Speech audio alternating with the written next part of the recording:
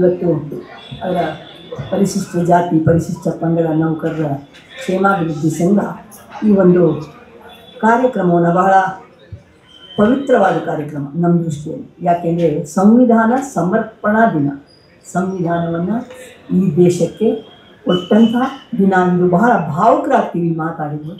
ಈ ಒಂದು ದಿನವನ್ನು ನಾವು ಆಚರಣೆ ಮಾಡ್ತಾಯಿದ್ದೀವಿ. ಈ ಸಂದರ್ಭದಲ್ಲಿ ಎಲ್ರಿಗೂ ಕೂಡ ನಾನು ಶುಭ ಹಾರೈಸ್ತೇನೆ. ವೇದಿಕೆಯಲ್ಲಿರುವಂಥ ಎಲ್ಲ ಗಣ್ಯರು ಮತ್ತು ಎದುರಿಗೆ ಕುಳಿತಿರುವ ಎಲ್ಲ ನನ್ನ ಪ್ರೀತಿಯ BMTCಗೆ ಸಂಬಂಧಪಟ್ಟಂಥ ಮತ್ತು ಬೇರೆ ಬೇರೆ ಇದರಲ್ಲಿರುವಂಥ ಎಲ್ಲ ಸೋದರ ಸೋದರಿಯರೇ, ಇವತ್ತು ನಾವು ಯಾಕೆ ಸಂತೋಷ ಪಡಬೇಕು ಅಂದರೆ, ಬಹಳ ಕಷ್ಟದಿಂದ ಈ ದೇಶವನ್ನು, ಈ ಭೂಮಿ ಮೇಲೆ ಇರುವಂಥ ಜನ ಎಷ್ಟು ಪ್ರಾಣಿಗಳ ರೀತಿ ಇದ್ದರೂ ಎಂತೆಂಥ ಹಂತದಲ್ಲಿ ನಾವಿದ್ವಿ ಅನ್ನೋದನ್ನು ನೆನೆಸ್ಕೊಂಡ್ರೆ, ಈ ಒಂದು ಕಾಲ 21ನೇ ಶತಮಾನದಲ್ಲಿ ಇಂಥ ಒಂದು ಸುಂದರವಾದಂಥ ಸಂವಿಧಾನ ನಮಗೆ ಲಭ್ಯ ಆಯ್ತಲ್ಲ, ಇದನ್ನು ಬಾಬಾ ಸಾಹೇಬ್ ಅಂಬೇಡ್ಕರ್ ಅವರು ಕೊಡಮಾಡಿಕೊಟ್ರಲ್ಲ ಅನ್ನುವಂಥ ಒಂದು ಸಂತೋಷವನ್ನು ನಾವು ಅನುಭವಿಸ್ತೀವಿ. ಯಾಕೆಂದರೆ ಹಿಂದೆ ತಿರುಗಿ ನೋಡಿ ಮುಂದೆ ಹೋಗು ಅಂತ ಹೇಳ್ತಾರೆ. ಹಿಂದೆ ತಿರುಗಿ ನೋಡಿದಾಗ ಜನ ಎಲ್ಲ ರೀತಿಯ ಎಲ್ಲ ವರ್ಗದ ಜನ, ಒಂದು ವರ್ಗದ ಜನ ಅಂತಲ್ಲ, ನಾವು ಪ್ರಾಣಿಗಳ ರೀತಿಯಲ್ಲಿ ಇದ್ದಂಥ ಜನ ಇವತ್ತು ಆ ಪ್ರಾಣಿಯತ್ವ ಮೃಗತ್ವ ಹೋಗಿ ಆ ಮನುಷ್ಯತ್ವ ಬರಬೇಕಾದ್ರೆ ನಮಗೆ ಏನಾದರೂ ಒಂದು ಆಶ್ರಯ ಬೇಕಾಗಿತ್ತು. ಹೆಂಗೆ ಅಂದರೆ, ಒಂದು ಮನೆ, ಆ ಮನೆ ಕಟ್ಟಿಕೊಡ್ತಾರೆ. ಆ ಮನೆ ಕಟ್ಟಿ ಒಳಗಡೆ ಜನ ಹೋಗ್ತಾರಲ್ಲ, ಆ ಜನಕ್ಕೆ ಈ ಮನೆಯಿಂದ ನಾನು ಯಾವ ರೀತಿ ಲಾಭ ಪಡಿಬೇಕು, ಹೇಗಿರಬೇಕು, ನಾನು ಎಲ್ಲೆಲ್ಲಿ ಏನೇನು ಜೋಡಿಸ್ಬೇಕು ಮತ್ತು ಈ ಮನೆಯನ್ನು ನಾನು ಎಷ್ಟು ಪವಿತ್ರ ಅಂತ ಭಾವಿಸಿ ಹೇಗೆ ನಡೆಸ್ಕೋಬೇಕು ಅನ್ನುವಂಥ ಒಂದು ಯೋಜನೆ ಹಾಕಬೇಕಾಗ್ತದೆ. ಈಗ ನಾವುಗಳಾದರೂ ಒಂದು ತಿಂಗಳಲ್ಲಿ 30 ದಿನ, ಈ 30 ದಿನದಲ್ಲಿ ನಾವು ಯಾವುದಕ್ಕೆ ಎಷ್ಟೆಷ್ಟು ಖರ್ಚು ಮಾಡಬೇಕು, ಮಕ್ಕಳಿಗೇನು ಮಾಡಬೇಕು, ದೊಡ್ಡವರಿಗೇನು ತರಬೇಕು, ಹಬ್ಬ ಹುಣ್ಣಿಮೆಗಳಲ್ಲಿ ಏನು ಮಾಡಬೇಕು, ಇವೆಲ್ಲವನ್ನು ಒಂದು ಯೋಜನೆ ಹಾಕ್ಕೊಂಡಾಗ ಯಾವುದೇ ಜಗಳ ಇಲ್ಲದೆ ಸುಸೂತ್ರವಾಗಿ ಈ ಸಂಸಾರ ಸಾಕ್ತದೆ. ಅದೇ ರೀತಿಯಲ್ಲಿ ಈ ದೇಶಕ್ಕೆ ದಿಕ್ಕಿರಲಿಲ್ಲ. ರಾಜರಿದ್ದರು, ರಾಜರು ಏನು ಹೇಳ್ತಾರೆ ಅದೇ. ಸುಂದರವಾದ ಹೆಣ್ಮಕ್ಳನ್ನು ಕಂಡ್ರೆ ಅವರು ನನ್ನ ಇದಕ್ಕೆ ನೀವು ಅಂತಃಪುರಕ್ಕೆ ತಂದು ಬಿಡ್ರಿ ಅಂದರೆ ಹೋಗ್ಬೇಕಾಗ್ತಿತ್ತು, ಸುಮ್ಮನೆ ಬಾಯಿ ಮುಚ್ಕೊಂಡು ಬಿಡ್ಬೇಕಾಗ್ತಿತ್ತು. ಯಾಕೆಂದರೆ ಅಲ್ಲಿ ಹೇಳೋರಿಲ್ಲ, ರಾಜನೇ ಇಲ್ಲ, ರಾಜ ದೇವತೆ ಅಂತ ಹೇಳೋದು. ಹಾಗಾಗಿ ನೀನು ಇಂಥದ್ದು ಮಾಡಿಷ್ಟು ತೆರಿಗೆ ಕೊಡಬೇಕು ನೀನು ಅಂದರೆ ಆಯಿತು. ಬಡವರು ಬೇಕಾದಷ್ಟು ದುಡಿತಿದ್ರು ರೈತರು, ಆದರೆ ಆ ತೆರಿಗೆ ಎಲ್ಲ ಅವರಿಗೆ ಹೆಚ್ಚು ಹೋಗ್ತಿತ್ತು. ನೀನು ಕೊಡಬೇಕಂದ್ರೆ ನಿನಗೆ ಹಿಂಸೆ ಕೊಡ್ತೀನಿ. ಈ ರೀತಿಯಾಗಿ ನಡುವೆ ಒಂದು ಮಾತಿದೆ. ಭಗತ್ ಸಿಂಗ್ ಈ ದೇಶಕ್ಕಾಗಿ ಸ್ವಾತಂತ್ರ್ಯಕ್ಕಾಗಿ ಹೋರಾಟ ಮಾಡಿದಾಗ ಅವನು ಸ್ವಲ್ಪ ಸಾಲ ಮಾಡಿರ್ತಾನೆ.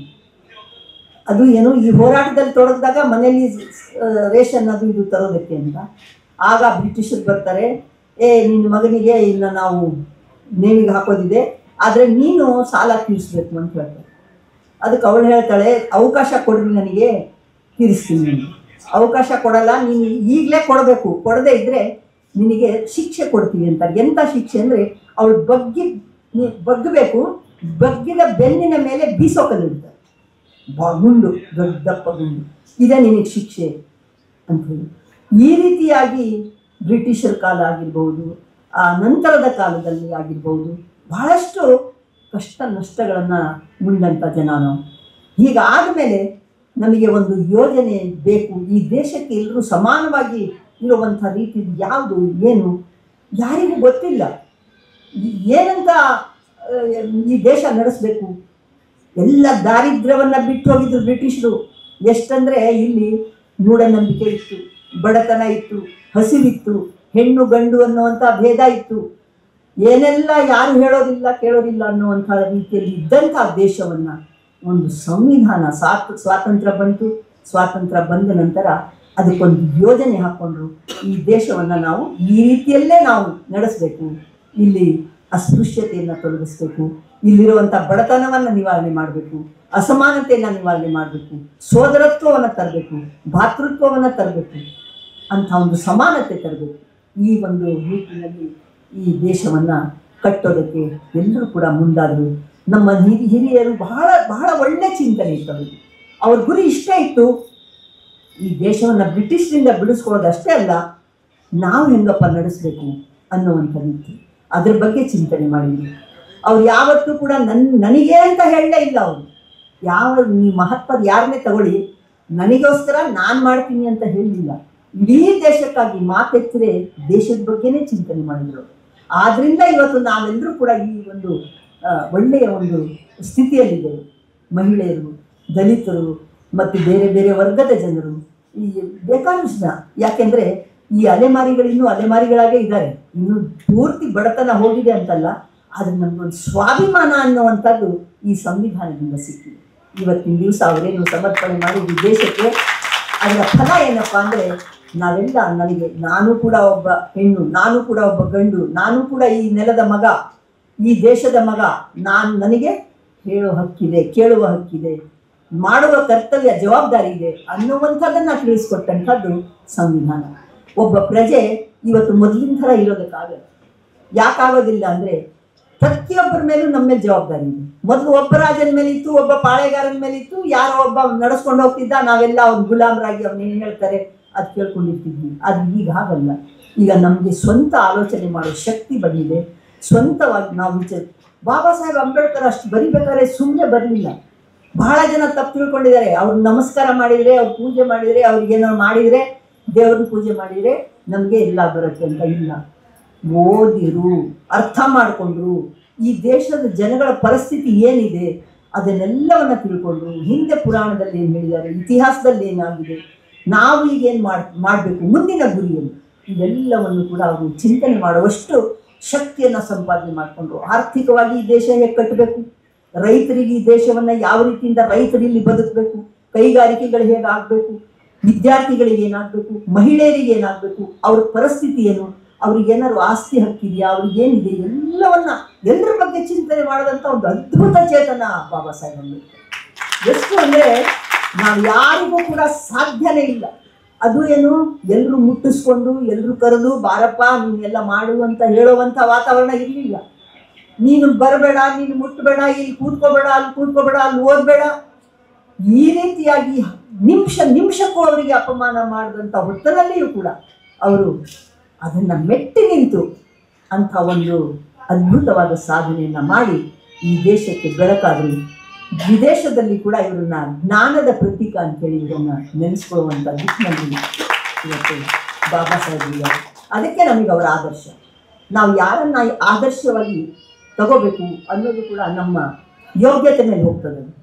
ನಮ್ಮ ಯೋಗ್ಯತೆ ಎಷ್ಟಿರುತ್ತೆ ಅಂದರೆ ಕೆಲವು ಸಾರಿ ಅವ್ರನ್ನ ಅರ್ಥನೇ ಮಾಡ್ಕೊಳಕ್ಕಾಗ್ತಿರಲ್ಲ. ಅಂಥ ಹೊತ್ತಿನಲ್ಲಿ ನಾವು ಬೇರೆ ಏನೇನೋ ಹೇಳ್ತಿರ್ತೀವಿ.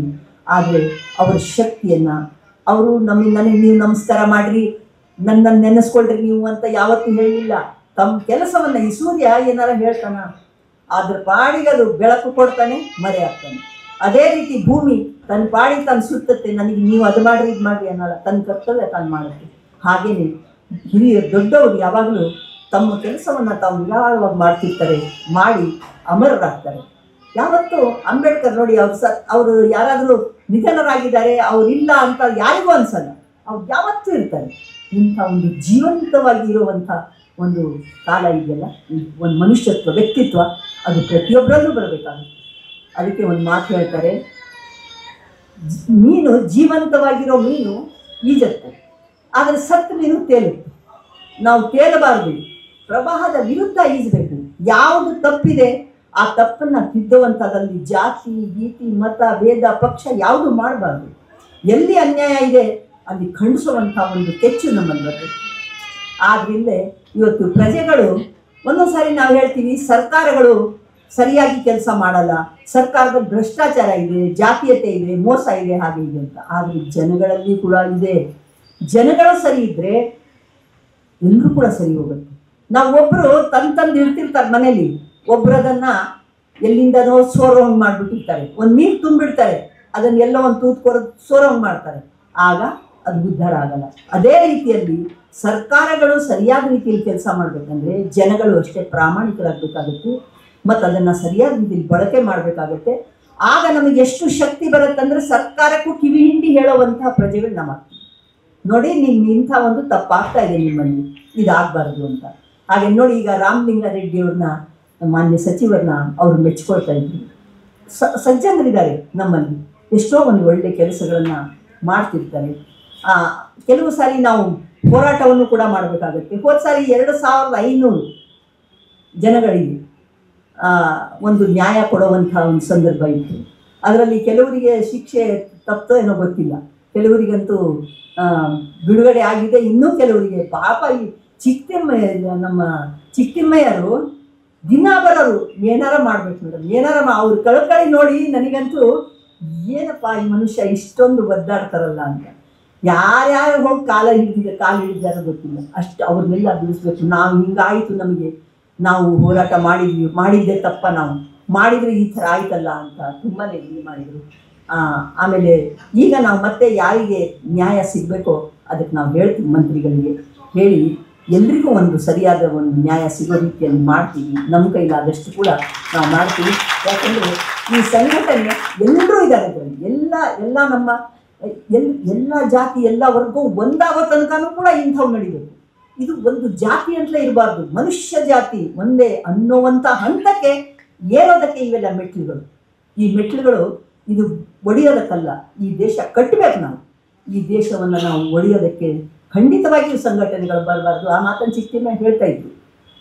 ನಾವು ಯಾವತ್ತೂ ಕೂಡ ಯಾವ ವಿಷಯದಲ್ಲಿಯೂ ಕೂಡ ಒಬ್ಬರಿಗೆ ಹರಾಸ್ಮೆಂಟ್ ಮಾಡೋದು, ನಾನು ಆ ಜಾತಿ ಈ ಜಾತಿ ನೀವೇನು ಹೇಳಿದೆ ಅನ್ನುವಂಥದ್ದು ಆ ಥರ ಇಲ್ಲ.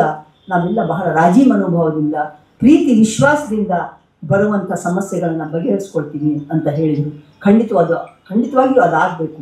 ಯಾಕೆಂದರೆ ಈ ಸಾರಿಗೆ ಸಂಸ್ಥೆ ಅನ್ನೋದು ಇವತ್ತು ದೇಶದಲ್ಲಿ ಬಹುಶಃ ಇದರಷ್ಟು ಪ್ರಸಿದ್ಧಿಯಾಗಿರೋದು ಯಾವುದೂ ಇಲ್ವೇನೋ, ಅಷ್ಟು ಪ್ರಸಿದ್ಧಿ ಇದೆ. ಯಾರು ನೋಡಿ ಇವತ್ತಂತೂ ಈ ಫ್ರೀ ಆದಮೇಲಂತೂ ಎಲ್ಲರೂ ಖುಷಿಯಿಂದ ಒಂದಿಷ್ಟು ಕಾಸು ಕೈಲಿ ಇಲ್ದಿದ್ರು ಕೂಡ ಹತ್ತು ಬಿಡ್ತಾರೆ ಬಸ್ಸು, ಕಾರ್ಡ್ ತೋರಿಸಿದ್ರೆ ಆಯ್ತಂತ ಮಹಿಳೆಯರು. ಅಲ್ಲಿದೆ ಒಂದಿಷ್ಟು ದುಡ್ಡಿಗೋಸ್ಕರ ಪಡೆದಾಡಬೇಕಾಗಿತ್ತು. ಈ ಸರ್ಕಾರ ಅದೊಂದು ಒಳ್ಳೆ ಕೆಲಸ ಮಾಡಿದೆ. ಅದರಿಂದ ಸಾರಿಗೆ ಇಲಾಖೆಗೆ ಸ್ವಲ್ಪ ಹೊರೆ ಬೀಳ್ಬಹುದೇನೋ, ಆದರೆ ಜನಗಳಿಗೂ ಕೂಡ ಸಂತೋಷವನ್ನು ನೆಮ್ಮದಿಯನ್ನು ಕೊಡುವಂಥದ್ದು ಸರ್ಕಾರದ ಕೆಲಸ. ಸರ್ಕಾರ ಅದಕ್ಕೇ ಒಂದು ಶಬ್ದ ಹೇಳ್ತಿರ್ತಾರೆ, ಯಾರಿಗಾದರೂ ಸರ್ಕಾರ ತಾಯಿ ಹಾಗೆ. ಕರ್ರನೇ ಹೆಣ್ಣಂತ ಕಿರಿಕಿರಿ ಮಾಡಬೇಡು, ಹರ್ಕೊಳ್ಳೋ ನಿನ್ನ ಗುಳದಾಳಿ ನಾನಿನ್ನು ಸರ್ಕಾರದ ಮಗಳಾಗಿರ್ತೀನಿ ಅನ್ನೋ ಮಾತನ್ನು ಒಬ್ಬ ಮಹಿಳೆ ಹೇಳೋ ಹಾಗೆ ಇಡೀ ದೇಶದ ಜನ ಹೇಳೋದು ಮಾಡಿದೆ. ಅಂದರೆ ನನಗೆ ಯಾರ ಭಯ ಇಲ್ಲ, ನನಗೆ ಸರ್ಕಾರದ ರಕ್ಷಣೆ ಇದೆ. ಆ ಸರ್ಕಾರ ಯಾವುದು? ಸಂವಿಧಾನದ ಅಡಿಯಲ್ಲಿರುವಂಥ ಸರ್ಕಾರ ನನಗೆ ರಕ್ಷಣೆ ಕೊಡುತ್ತೆ. ಆದ್ದರಿಂದ ನೀನೇನಾರು ಈ ಥರ ಮಾಡ್ತಾ ಇದ್ರೆ ನೀನು ತಗೊಂಡು ಹೋಗ್ಬಿಡಪ್ಪ, ನನ್ನ ಪಾಡಿಗೆ ನನಗೆ ಬಿಡು ಅನ್ನುವಂಥ ಒಂದು ಸ್ವಾಭಿಮಾನದ ಬದುಕನ್ನು ಮಹಿಳೆ ಆಗಿರ್ಬೋದು, ಪುರುಷ ಆಗಿರ್ಬೋದು, ಅವರಿಗೆ ಈ ಸಂವಿಧಾನ ಕೊಟ್ಟಿದೆ. ಆದ್ದರಿಂದ ನಮಗೆ ಸರ್ಕಾರವನ್ನು, ನಾವು ಒಳ್ಳೆಯ ಸರ್ಕಾರವನ್ನು ನಾವು ಪಡಿಬೇಕಾಗ್ತದೆ. ಆ ಪಡಿಬೇಕಾದ್ರೆ ಅವರೇನು ಆಕಾಶದಿಂದ ಉದುರಿಲ್ಲ, ಎಲ್ಲ ನಮ್ಮವರೇ ಸರ್ಕಾರ ಆಳುವಾಗ ಅದರಲ್ಲಿರುವಂಥ ಲೋಪದೋಷಗಳನ್ನು ಕಂಡುಹಿಡಿದು ಅವರಿಗೆ ಹೇಳಬೇಕು ಅನ್ನೋದಾದರೆ ನಾವು ಕೂಡ ಸರಿಯಾಗಿರ್ಬೇಕಾಗುತ್ತೆ. ನಾವು ಸರಿಯಾಗಿದ್ದಾಗ ಮಾತ್ರ ಇನ್ನೊಬ್ಬರಿಗೆ ಏನಾರ ಒಂದು ಹೇಳೋಕ್ಕೆ ಸಾಧ್ಯ. ಆದ್ದರಿಂದ ನಾವೆಲ್ಲ ಯಾವ ರೀತಿಯಿಂದ ಬದುಕಬೇಕು ಈ ದೇಶದಲ್ಲಿ. ಬಾಬಾ ಸಾಹೇಬ್ ಏನಂದ್ರು, ಬುದ್ಧ ಏನಂದ್ರು. ಬಾಬಾ ಸಾಹೇಬ್ ಕೊನೆಗೂ ಬುದ್ಧನಿಗೆ ಯಾಕೆ ಶರಣು ಹೋಗ್ತಾರಂದ್ರೆ, ಬುದ್ಧ ಒಂದೇ ಹೇಳ್ತಾರೆ, ನೀವು ಕೈಯಲ್ಲಿ ಆಯುಧವನ್ನು ಹಿಡಿದು ಯುದ್ಧ ಮಾಡಬೇಕಾಗಿಲ್ಲ, ನೀವು ಬಹಳ ಶಾಂತಿ ಸಮಾಧಾನದಿಂದ ಈ ದೇಶವನ್ನು ಕಟ್ರಿ ಅಂತ ಹೇಳ್ತಾರೆ. ಅದು ನಮಗೆ ಬೇಕಾಗಿರೋದು. ಆದ್ದರಿಂದ ಇವತ್ತು ಎಲ್ಲಿ ಬಡದಾಟ, ಕಡಿ ಬಡಿ ಕೊಲ್ಲು ಅನ್ನುವಂಥದ್ದಕ್ಕಿಂತಲೂ ನಾವೆಲ್ಲರೂ ಕೂಡ ಒಗ್ಗಟ್ಟಿನಿಂದ ಈ ಮನುಷ್ಯ ಕುಲ ಅನ್ನೋದು ವಿಚಾರ ಮಾಡೋದಕ್ಕೆ ಬಹಳಷ್ಟು ಸಾಮರ್ಥ್ಯವನ್ನು ಹೊಂದಿದೆ. ಅಂಥ ವಿಚಾರ ಶಕ್ತಿ ಇರುವಂಥ ಮನುಷ್ಯ ಇವತ್ತು ಮರಳುಗಾರಿಕೆ ಮಾಡುವಂಥದ್ದು, ಈ ಬಂಡೆಗಳು ಒಡೆದು ನಾಶ ಮಾಡುವಂಥದ್ದು, ರೆಸಾರ್ಟ್ಗಳು ಮಾಡಿ ಪರಿಸರವನ್ನು ನಾಶ ಮಾಡುವಂಥದ್ದು, ಮರಗಿಡಗಳನ್ನು ಕಡಿದು ನಮ್ಮ ದೇಶವನ್ನು ನಮ್ಮ ತಲೆ ಮೇಲೆ ನಾವೇ ಕಲ್ಬಂಡೆ ಹಾಕೊಳ್ಳೋ ರೀತಿಯಲ್ಲಿ ಪರಿಸರ ಹಾಳು ಮಾಡುವಂಥದ್ದು, ಇವೆಲ್ಲವನ್ನು ಮಾಡಲಾರ್ದಂಥ ರೀತಿಯಲ್ಲಿ ಸಂವಿಧಾನ ನಮಗೆ ರಕ್ಷಣೆ ಕೊಡುತ್ತೆ. ಸಂವಿಧಾನ ಅಂದರೆ ಬರೀ ಒಂದೇ ಅಲ್ಲ, ಮೀಸಲಾತಿ ಅಥವಾ ಇನ್ನೊಂದು ಅಲ್ಲ, ಎಲ್ಲವನ್ನೂ ಕಾಪಾಡ್ಕೊಳ್ಳುವಂಥದ್ದು ಸಂವಿಧಾನ. ದೇಶ ಅಂದರೆ ಜನಗಳನ್ನು ಬಿಟ್ಟು ನೀವು ಮ್ಯಾಪಿಗೆ ಪೂಜೆ ಮಾಡಿದರೆ ಅಥವಾ ನಾವು ಧ್ವಜಕ್ಕೆ ಏನಾದ್ರು ಮಾಡಿದರೆ ಆಗಲ್ಲ. ಅದು ನಮ್ಮ ಸಂಕೇತ ಅಷ್ಟೇ. ಆದರೆ ನಾವು ಜನಗಳ ಬಗ್ಗೆ, ಪ್ರಾಣಿಗಳ ಬಗ್ಗೆ, ಮರಗಿಡಗಳ ಬಗ್ಗೆ ಚಿಂತನೆ ಮಾಡುವಂಥ ರೀತಿಯಲ್ಲಿ ಇವತ್ತು ನಾವು ಸಂವಿಧಾನ ಪಾಲನೆ ಮಾಡಬೇಕಾಗಿದೆ. ಆದ್ದರಿಂದ ಸಂವಿಧಾನ ಒಂದಲ್ಲ ಎರಡಲ್ಲ ಸಾವಿರ ನೀತಿಕತೆಗಳನ್ನು ನಮಗೆ ಹೇಳುತ್ತೆ. ಹಿಂದೆ ಹಿಂಗಾಗಿದೆ, ಅದನ್ನು ಮಾಡಬೇಡಿ, ಯಾವುದು ಒಳ್ಳೇದು ಮಾಡಿದಾರೋ ಅದನ್ನು ಮಾಡಿ ಮತ್ತು ಒಗ್ಗಟ್ಟಾಗಿರಿ ಅನ್ನೋ ಮಾತನ್ನು ಈ ಸಂವಿಧಾನ ನಮಗೆ ಹೇಳ್ಕೊಡ್ತಾ ಇದೆ. ಅದಕ್ಕಾಗಿ ನಾವು ಪಠಿಸ್ತೀವಿ. ಪ್ರತಿಯೊಂದು ಕಾರ್ಯಕ್ರಮದಲ್ಲೂ ಈ ಸಂವಿಧಾನ ಪೀಠಿಕೆಯನ್ನು ಯಾಕೆ ಓದ್ತೀವಿ ಅಂದರೆ, ನಾವು ಹಿಂಗಿರಬೇಕು. ಇದು ನಮ್ಮ ದೇಶದ ಒಂದು ವ್ಯವಸ್ಥೆ. ಈ ವ್ಯವಸ್ಥೆ ತುಂಬ ಒಳ್ಳೆಯ ವ್ಯವಸ್ಥೆ. ಇದನ್ನು ಯಾರು ಹಾಳು ಮಾಡಕ್ಕೆ ಬಿಡಬಾರ್ದು. ನಾವು ಯಾರಾದರೂ ಹಾಳು ಮಾಡುವಂಥವ್ರು ಬಂದರೆ ತಕ್ಷಣವೇ ಪ್ರತಿಭಟಿಸಿ ಅದನ್ನು ಸರಿಪಡಿಸ್ಕೋಬೇಕು ಅನ್ನುವಂಥದ್ದು ಕೂಡ ನಾವು ಆಲೋಚನೆ ಮಾಡಬೇಕಾಗತ್ತೆ. ಆದ್ದರಿಂದ ನಮ್ಮನ್ನು ಮನುಷ್ಯರನ್ನಾಗಿ ಮಾಡಿದಂಥ, ನಮಗೆ ಸ್ವಾಭಿಮಾನವನ್ನು ಕಲಿಸ್ಕೊಟ್ಟಂಥ ಮತ್ತು ನಮಗೆ ಒಂದು ಪ್ರಜ್ಞೆಯ ಬೆಳಕನ್ನು ಕೊಟ್ಟಂಥ ಈ ಸಂವಿಧಾನಕ್ಕೆ ನಾವು ಜೈ ಭೀಮ್ ಎಂದು ನಮಸ್ಕಾರ.